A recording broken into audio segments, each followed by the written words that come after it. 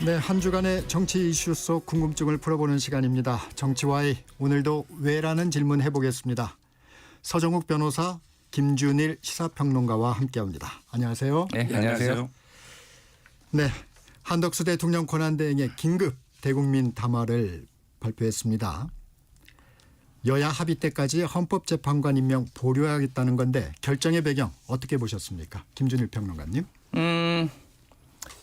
야권 일각에서 얘기했던 윤석열, 한덕수, 권성동 야합이 사실이었구나. 뭐 그래서 노컷뉴스나 일부 언론에서는 3인 사각 뭐 이런 표현까지 썼는데 뭐 동일한 주장을 지금 반복을 하는 거거든요. 마치 이게 굉장히 중립적인 것처럼 이제 한덕수 총리가 이제 마치 고뇌에 찬 것처럼 얘기를 했는데 이 논리는 사실은 이미 다 이제 깨진 거라고 저는 보고 있습니다. 왜냐하면은 대통령의 직무대행으로서 권한을 이 국회가 추천한 헌법재판관을 임명하는 것은 적극적 권한 행사에 해당되지 않는다. 이거는 거의 모든 헌법재판소도 그렇고 그리고 뭐 국회 입법조사처도 그렇고 대부분의 헌법학자들이 얘기를 했는데 이거를 국회에서 이미 통과가 돼가지고 올라온 거를 다시 돌려보낸다라는 거는 그리고 이게 만약에 정말로 고뇌에 찬 결단이면은요 언제까지 협의를 해라. 그 다음엔 내가 결정하겠다. 이런 게 보통 붙어요. 국회의장도 그런 식으로 하지. 그냥 언제 그런 기한 조건도 없이 그냥 여야 합의. 예, 여야 합의를 해와라. 라고 하는 거는 지금 상황에서는 합의가 안 된다는 걸 뻔히 알고 있잖아요. 그러면 이건 안 하겠다는 거죠. 결국은 국민의힘의 이제 지연 전략에 손을 들어줬다고 보면 될 것 같고 뒤에 우리가 좀 더 얘기를 나눌 기회가 있겠지만은 사실상 뭐 김용현 국방부 장관도 한덕수 총리한테 계엄 당일날 사전에 보고했다. 그러니까 본인도 예, 내란에 사실상 가담을 한 것이고 이거를 지연을 시켜야지만 본인이 살아날 수 있다. 결국은 윤석열 대통령을 복귀시키는 것이 최고의 전략이다라고 한덕수 총리도 시인한 거다. 이렇게 봅니다. 네. 서정욱 변호사님, 한덕수 권한대행의 결정에 대해서. 한마디로 이제 그 법리하고 설레인데요. 옛날에 2016년에 대법원장이 추천했던 이선의 재판관에 대해서 황교안 권한대행은 임명권이 없다. 이렇게 주장한 게 추미애, 우상호, 박범계, 박주민 의원들은 대법원장이 추천한 거나 국회에서 추천한 거나 똑같지 않은 논리가. 근데 권한대행은 없다. 한마디로 이게 탄핵 심판 끝나고 해라. 그래서 끝나고 했잖아요. 이번에도 이게 윤석열 대통령 재판 끝나고 3명 임하면 됩니다. 6명하고 이게 설레예요. 그다음에 법리적으로 그때 보니까 박찬대 우원식 의장도 서명을 한 법이 있어요. 대통령의 권한대행의 권한에 관한 법률이라고요. 서명한 게 있어요. 거기에 보면 권한대행은 최소한의 현상 유지만 해야지 적극적으로 인사권 행사 못한다. 이런 게 나옵니다. 따라서 뭐 저는 법리와 선례가 맞고요. 그다음에 그 국회 합의도 그래요. 이번에 그 원래는 한 명 임명하고 한 명은 여야 합의라는 게 관행이었어요. 네. 근데 본인들이 2명 해야 되겠다 우겼죠. 근데 그때 뭘 했냐면 그 의장 헌법재판소장은 대통령 몫이잖아요. 그때 국회 통과를 해주는 조건으로 2명을 양보했던 거예요. 근데 지금 헌법재판소장 임명 안 해주잖아요. 따라서 그 합의는 이미 깨진 거죠. 그러니까 제 말은 여야가 먼저 합의하는 게 우선이지 지금 현재 2대1은 잘못된 합의라는 거예요. 네, 오늘 표결 진행하기로 했습니다. 정족수 논란 오늘까지도 이어지고 있는데 우원식 국회의장 어떤 결정을 할까요? 변호사님. 지금 뭐 학계 학자들 주장 빼고 정치인들 주장 빼고 믿을 만한 이게 주장이 4개가 있어요. 네. 하나는 이게 2016년에 입법조사처, 그다음에 이번에 입법조사처, 그다음에 헌법재판소법 주석서 있잖아요. 네. 헌재. 네. 그리고 이제 그 운영위의 수석 전문위원 네. 4개가 있는데요. 어느 견해에 의하나 대통령 권한 대행으로서 권한 행사했다. 이거는 이게 200석이다. 만장일치입니다. 이거는 이설이 없어요. 무슨 말이냐면 이게 그 총리 시절에 이런 과반, 권한 대행일 때 이런 3분의 2. 이게 이번에 놓은 입법조사처나 자 주석서도 그래요. 그다음에 그냥 아예 200석이라는 견해가 옛날에 2016년에 있었고요. 그다음에 운영의 수석 전문위원도 200석이다. 따라서 모든 이게 공신력인 데는 다 200석입니다. 이번에 탄핵 사유가 5개죠. 5개 중에 권한 대행으로서 행위가 여러 개 포함되어 있잖아요. 그러면 이게 무조건 200석이에요. 이거는요. 대통령을 190석 가지고 통과됐다 우기는 거 똑같습니다. 한덕수 대행은 이게 대통령으로서 행위를 한 거예요. 200석이 안 되는데 통과됐다 하면 이거는 이제 그냥 무시하고요. 한덕수 대행은 그대로 이게 직무를 집행하면 됩니다. 총리 때 일이 3개, 그다음에 권한대행 때 그렇죠. 일이 2개가 포함이 되어 있습니다. 네.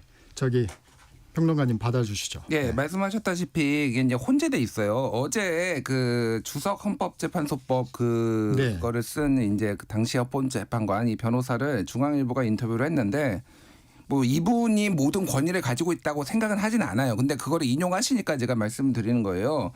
민주당 탄핵안에 국무총리 시절부터 권한대행 이후의 행위가 혼재돼 있는데 이건 어떻게 봐야 되냐라고 하니까 그분이 탄핵 사유를 포괄적으로 명시했을 때는 정족수 문제를 어떻게 볼지는 헌재 판단을 봐야 된다라는 거예요. 헌재한테 맡기면 된다라는 겁니다. 그러니까 뭐 여러 가지 주장을 할 수 있는데 국회의장에 있다는 판단이 제일 중요하고요. 국회의장이 151로 보일지 아니면 200으로 보일지를 오늘 이제 결정을 할 거 아니에요. 가결 여부를 결정해야 되니까. 예, 기준을 결정을 해야 되니까. 국회의장이 해서 그거를 어떻게 됐든 그거에 따르면 되는 거고요. 만약에 뭐가 됐든 만약에 151로 했는데 이제 통과가 됐다. 그러면은 법상으로 탄핵으로 즉시 직무가 정지되는 거예요. 그러면은 이제 헌재한테 판단을 구해보면 되는 거잖아요. 이거를. 그러면은 한덕수 권한대행이 총리가 그러면은 가처분 신청이나 권한쟁의 심판을 헌재에 요청하면 되는 거예요. 그렇게 그 프로세스가 그렇게 돼 있습니다. 뭐 여러 가지 주장을 하시는 건 다 인정하는데 그 과정 자체를 그 부인한다라는 거는 아예 법치주의를 부정한다는 거거든요. 그대로 그냥 가면 되는 거예요. 예. 지금 이게 의장이 그런 해석 권한이 있나요? 사회방법은 그 의장이 부분도 명문화되어 있지 않아서 그 부분도 예. 좀 논란이더라고요. 오늘 여러 제가 사설 봤더니 의장이 주제넘게 이래서 표현을 썼더라고. 대구 매일신문 사설은 의장이 주제넘게 그걸 해석할 권한이 있나요? 사회만 보면 되지.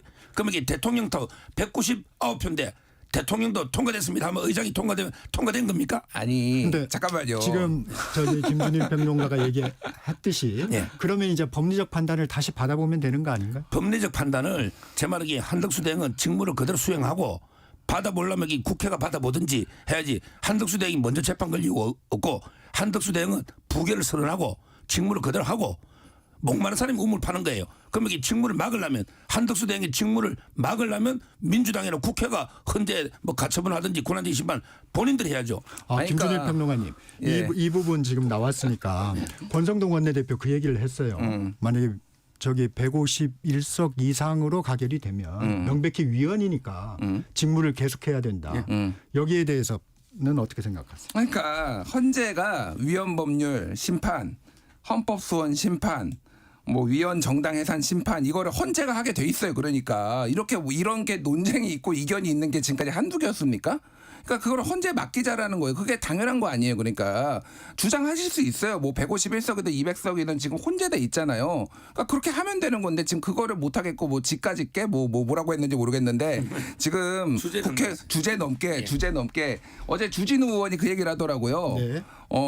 그 우원식 국회의장한테는 이거를 해석할 권한이 없는데 내가 보기에는 200석이다. 그럼 주진우는 그러면 그걸 해석할 권한이 있습니까? 그러니까 말도 안 되는 얘기들을 자기들이 지금 다 하고 있는 거예요. 그러니까 그냥 절차의 프로세스에 맡기면 되는 겁니다. 예. 네. 국민의힘 이탈표 가능성도 좀 점검해 보겠습니다. 어제 헌법재판관 임명동의안 표결에 국민의힘에선 표결에 불참하기로 했어요. 근데 여당 의원 4명이 참여를 했습니다.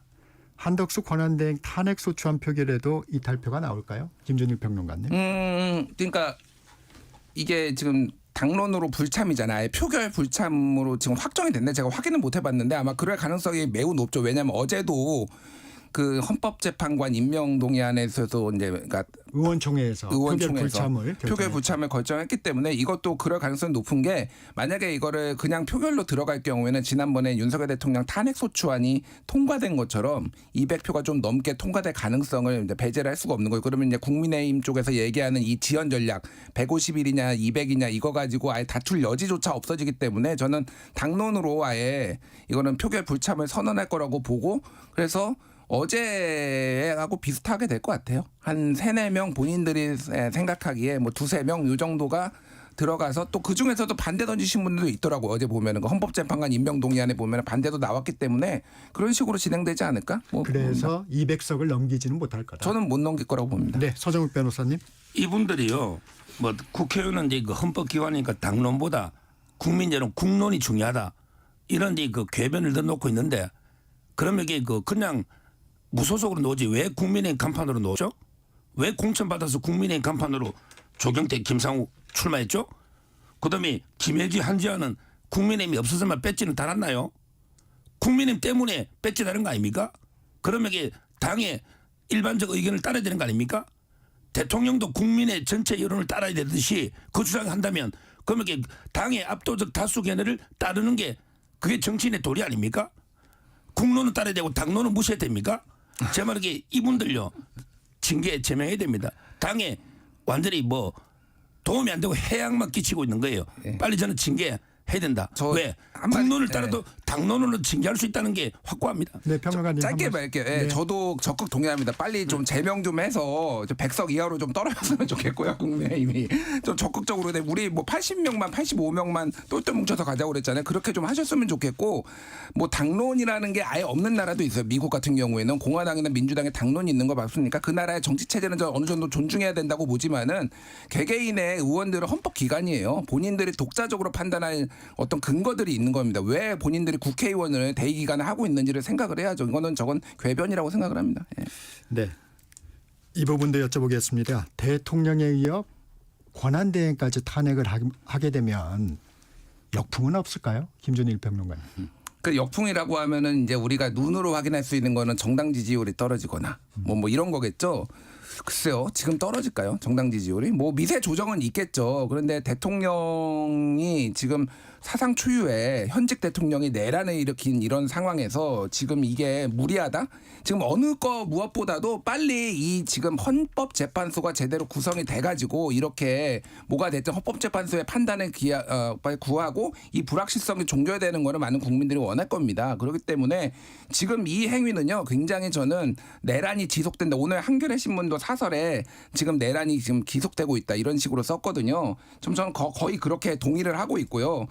이게 지금 얼마나 심각한 문제를 짧게 얘기를 하면은 어제 SBS가 보도를 했는데 6인 체제 헌법재판관 6인 중에서요 한 명이 6인 체제에서는 최종 결정이 불가하다는 의견을 냈다라는 겁니다. 네, 단독 보도를 했죠. 예, 그러면은 지금 6명인데 지금 9명을 채우지 않고 6명이면 한 명이 나 이거는 뭐 문제 있다라고 하면은 아예 대통령 탄핵 심판이 열릴 수도 없어요. 지금 상황이. 그러다가 이 상황이 어떻게 될지 모르지만은 4월 18일에 2명이 퇴임하면은 4명 되면은 또 안 되고요. 그리고 중간에 한 명이 내리테면 유고가 만약에 발생을 하면 그게 사고가 됐든 개인 신변의 문제가 됐든 만약에 하면은 그냥 5인 체제 되면은요. 이거 그냥 정지면요. 윤석열 대통령 탄핵 상태로 한덕수가 2년 반 동안 앞으로 권한대행을 합니다. 이게 국익에 도움이 되나요? 상식적으로 이제 판단해야 되는 거예요. 그러니까 이렇게 민주당이 무리하게 한다라는 여론도 있지만은 기본적으로 국가를 안정시키기 위해서는 오히려 지금은 조속한 탄핵 심판이 열려야 되는 게 국민의 여론이고 그게 민심이다 이렇게 말씀드리겠습니다. 서정욱 변호사님 받아주시죠. 지금은 이제 그 내란은요 대통령하고 군인들만 내란할 수 있습니까? 국회의원들은 내란죄 주체에서 면책이 됩니까? 국회의원들도 내란할 수 있는 거예요. 왜? 헌법을 문란하게 하고 국헌을 문란시키고 국가기관을 마비시키면 그것도 국회의원들 내란이라고 저는 봅니다. 지금이라도 9명 하려면 3가지를 제가 요구합니다. 첫째, 이번에 재판관 무효하고 새로 한 명 합의해서 1명 뽑아라. 그다음에 두 번째, 헌법재판소장도 뽑아야 되잖아요. 대통령이 구라이니까 소장도 임명에 협조하라. 그다음에 4월 18일 날 내년에 2명 나가잖아요. 대통령 그것도 인정해 주라. 한덕수 대기 2명 하도록. 그게 법에 따라 그럼 9명이 찰 거 아니에요. 아니 대통령이 지명하는 2명은 4월 18일 날 못하겠다. 또 소장도 못하겠다. 우리만 2명 하겠다. 그냥 민주당 마음대로 하겠다는 거 아니에요. 그러면 이게 국회가 이런 식으로 국정을 마비시키고 또는 국가기관을 무력화시키는 이거는 내란 아닙니까? 내란은 국회는 내란이 면책이 됩니까? 군인만 할 수 있냐고 대통령만 할 수 있냐고 저는 납득이 안 돼요. 만약에 탄핵 소추안이 가결이 되면 최상목 경제부총리가 이제 권한대행을 하게 되는데 한덕수 권한대행이 헌법재판관 임명을 안 했는데 최상목 경제부총리가 할 수 있을까요? 김준일 평론가. 모르겠습니다. 솔직히 제가 이거를 예측을 한 건 민주당에서는 좀 더 기대를 하고 있는 게 예를 들면은 내란을 하기 위해서 국무회의를 열었을 때 그 최상목 경제부총리가 매우 강하게 반대를 하고 자리를 박차고 나왔다. 그러니까 일말의 양심이 있는 거 아니냐. 이런 식으로 이제 기대를 하는데 솔직히 민주당도 뭔가를 정보를 가지고 그렇게 하는 것 같지는 않아요. 예, 그래서 불확실성이 굉장히 놓여 있다라는 건데 그러니까 이게 줄 탄핵이 이루어질 가능성도 저는 배제할 수 없을 것 같아요. 지금 그러면은 이제 그다음에 이주호 경제부총리 그 밑으로 이제 과기정통부장 유상임인가요? 과기정통부 장관 통일부 장관 그 다음에는 또 막 탄핵돼 있어요. 지금 법무부 장관 탄핵돼 있고 그 다음이 이제 뭐 행안부 장관, 뭐 국방부 장관, 행안부 장관 막 이런 순서인데 이게 이제 어디까지 가야 되나 걱정되기는 하는데 지금 상황은요. 지금 그런 걸 걱정할 때가 아닌 것 같습니다. 지금 해외에서 보는 거는 우리나라 신용등급이 프랑스는 행정부가 수반이 붕괴되면서 신용등급이 바로 떨어졌거든요. 무디스가 한 등급을 내렸어요. 그거는 이게 오래 갈 거라고 봤기 때문에 그렇게 내려버린 건데 우리는 신용등급이 내란 사태에 불구하고 안 떨어진 이유는 이거를 빨리 조속하게 회복할 거라는 민주주의적 절차에 대한 기대감이 있었는데 이런 식으로 국익을 망쳐가면서까지 지금 내란을 지금 이어가겠다라는 게 정말 좀 걱정됩니다. 예. 아마 근데 제가 알기로 최상목 장관이요 더 법리와 원칙에 충실한 분이에요. 아마 근데 그 한덕수 대행보다 더 법에 따라 할 겁니다. 절대 임명할 일은 없다. 저는 이렇게 보고 있고요. 조금 전에 자꾸 내란 이야기 하는데 한번 생각해 보세요. 제가요 계엄을 찾아봤더니 우리나라 한 몇십 번 했어요. 이승만 대통령 때 계엄할 때 국회의원들 체포해가 차에 태우가 발췌계엄 그게 52년에 6.25 전쟁 중에 부산에서 있었던 그때 국회의원들 막 차에 태워 감금하고 하고 그 계엄했어요. 그다음에 박정희 대통령도 유신한다고 계엄을 상시 계엄을 했어요. 근데요 그때 계엄을 철폐해라 요건이 안 맞다. 또는 독재 정권 타도하자 이런 건 있었어요. 근데 이승만 대통령이 내란한다. 또는 박정희 대통령이 내란한다는 말은 어느 책에 어느 주장에도 없어요. 현직 대통령이 계엄한 게 내란이라는 건 동서고금에 어디에도 없다는 게 허영 교수님의 팩트 체크입니다. 따라서 이게 자꾸 내란 이야기는 할 필요 없고 그 내란은요 총칼로 하는 게 아니에요. 예산권 가지고 탄핵권 가지고 법률권 가지고 국정을 마비시키는 무리하게 정치적 내란 주장하면 그것도 더 큰 내란입니다. 짧게 이건 반박을 안 할 수가 없는데 짧게 할게요. 짧게 하세요. 1987년에 저렇게 예전에 대통령들이 마구잡이로 국회 권한을 정지하니까 그래서 1987년에 아예 법을 개정을 해가지고 행정부랑 사법부만 비상계엄이 적용되게 되고 국회의원은 건드리지 못하게 돼 있어요. 현행범이 아니면. 그러니까 그게 위법이고 그게 내란이 되는 거고요. 법을 잘 아시는 분이 왜 저렇게 지금 엉뚱한 주장을 하시는지 좀 안타깝습니다. 예. 네. 조금 전 나온 속보가 있어서 이 부분부터 한번 의견을 여쭙겠습니다. 오늘 그 윤 대통령 측 대리인들이 헌법재판소에 이제 선임계를 내고 오늘 오후 탄핵 심판 변론 준비 기일이지 않습니까? 출석할 예정이라고 합니다. 탄핵 심판 절차 이제 대응하겠다는 건데 어떻게 보십니까? 서정욱 변호사님. 지금 저는 이해가 안 되는 게요. 탄핵 절차는 형사소송 절차니까 이재명 대표 재판 절차하고 똑같은 프로세스로 가야 돼요. 지금 이재명 대표 선거법 날짜가 잡혔나요? 안 잡히죠. 일단 먼저 적법하게 송달시키고 그다음에 답변서 낼 기한을 20일을 법에 주게 돼 있습니다. 그러고 나서 재판 잡는 거예요. 그런데 윤 대통령은 탄핵되자마자 27일 먼저 잡아.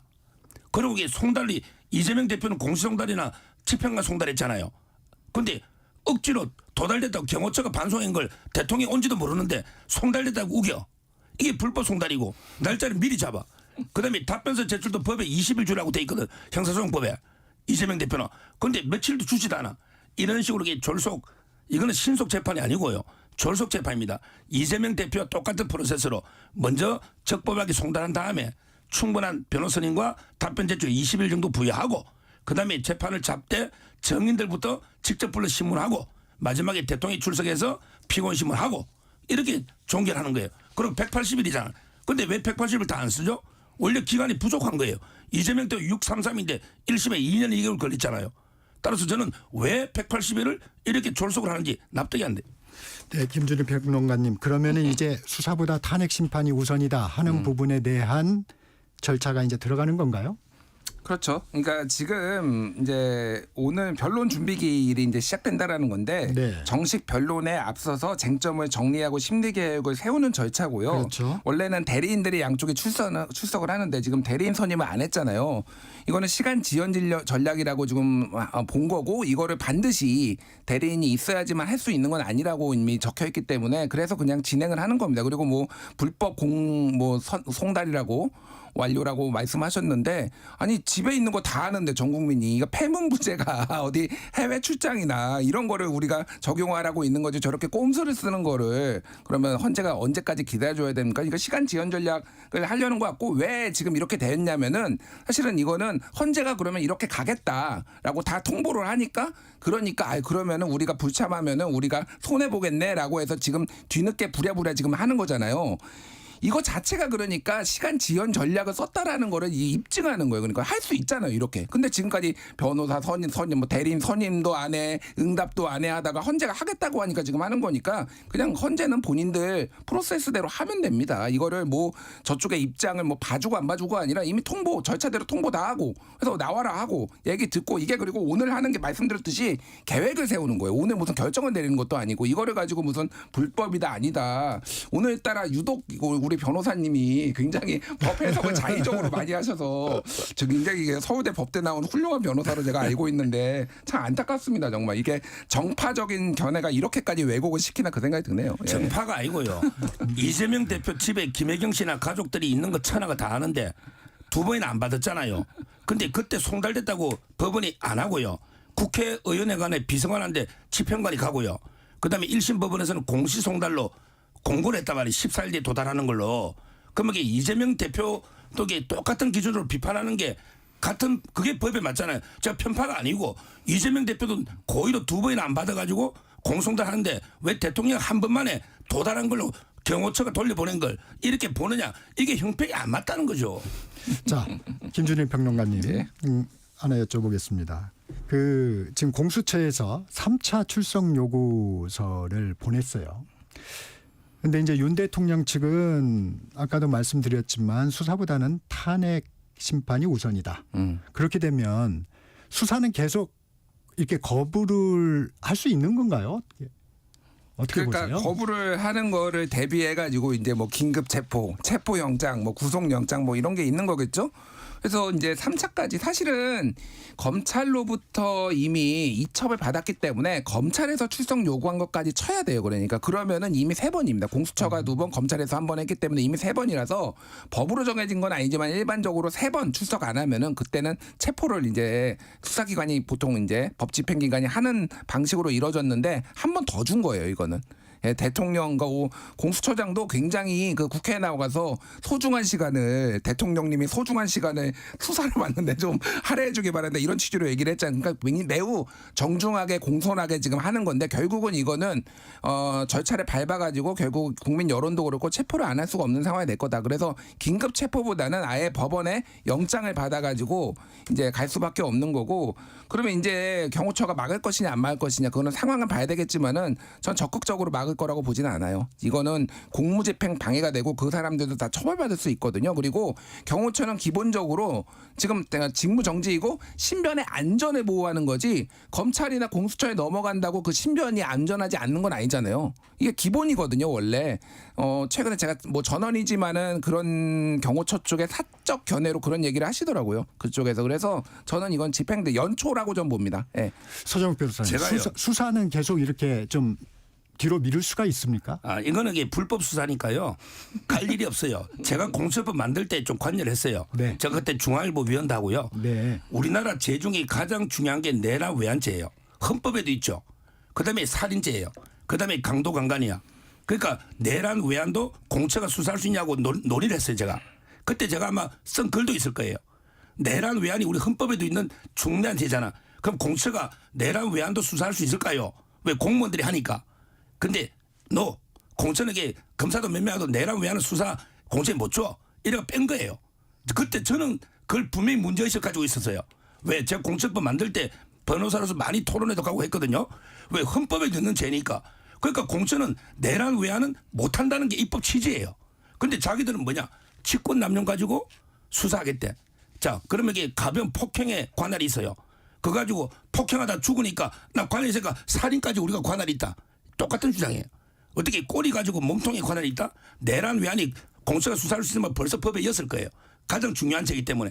이거는 명백하게 뺀 거예요. 뺀 걸 가지고 불법 내란 수사하는데 그거는 막아도 이게 공무집행도 안 되지만 관할이 없는 거예요. 평론가님 짧게 뭐 하실 말씀 네, 있으세요? 그러니까 그 주장을 예전에 검찰이 경제 부패만 할 수 있는데 막 마구잡이로 해가지고 다 했을 때 좀 그 주장을 하셨으면 얼마나 좋을까. 뭐 검찰이고 공수처고 다르기는 하지만 그 생각이 들고요. 이런 혼란을 바로잡기 위해서 빨리 특검을 가야 된다. 종합 선물 세트인 특검은 본인이 수사도 할 수 있고 기소도 할 수 있고 다 할 수 있잖아요. 그러니까 특검의 당위성을 우리 서정욱 변호사님께서 또 말씀해 주셨네요. 예.